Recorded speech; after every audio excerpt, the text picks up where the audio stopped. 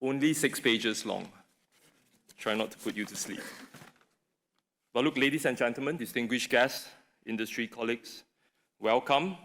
Actually, a very warm welcome to the Singapore Iron Ore Forum, and especially those who have braved the late nights in the past few days to be with us here this morning. I was very nearly a casualty myself.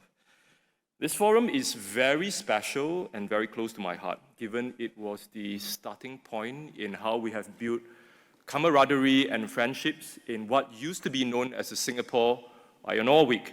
Now, as some of you may know, this has now transformed into a week-long event that we now call, we do have to find a better acronym for this, SIFW, Singapore International Ferrous Week.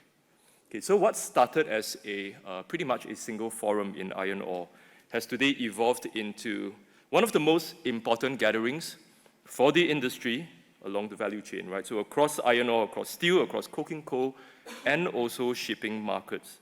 Now, the role of exchanges in delivering network effects. In ecosystem, clients, brokers, vendors, PRAs.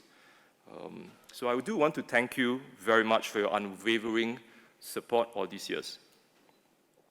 Now, we have continued to evolve the SIFW experience, and we have expanded the partnership with a curated list of industry partners who bring thought leadership and also quality content.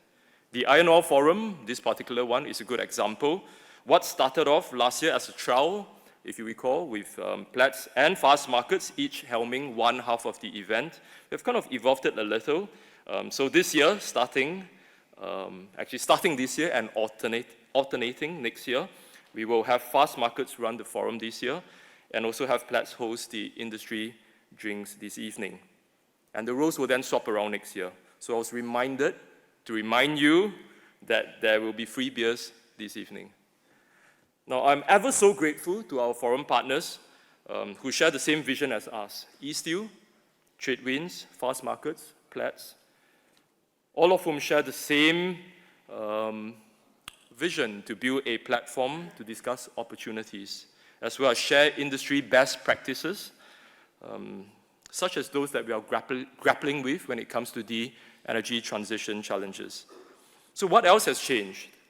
We are here today in 2024, and as you look back in time, what kind of struck me is that there is a suddenly moment in history making in how iron ore has actually matured into a key macro reference alongside some of the more matured global commodity indices such as crude oil. Now, as the second largest commodity by traded weight and value, the superpower appeal of iron ore lies in its criticality as a raw material for steelmaking, which is tied ultimately to industrial growth and also infrastructure development. Its ubiquitous nature and its urbanization yardstick, or its role as an urbanization yardstick, has attracted a lot of attention from investors looking for a reliable bellwether of global economic growth. Just as crude oil is a leading global benchmark as an essential feedstock and also energy source, iron ore has similarly become a global trade and economic indicator. Now, its attraction is seen in the explosion of activity, some of which Paul has alluded to, in iron ore derivative volumes. Now, in the 15 years since the launch of the first iron ore derivative globally, iron ore volumes today have exceeded 4 billion tons in 2023, which is an 8-fold increase over the past decade. So where to from here? If you plot iron ore's growth trajectory against that of major commodity products, it is now harnessing the ecosystem effects that we talked about just earlier in driving increased velocity of adoption.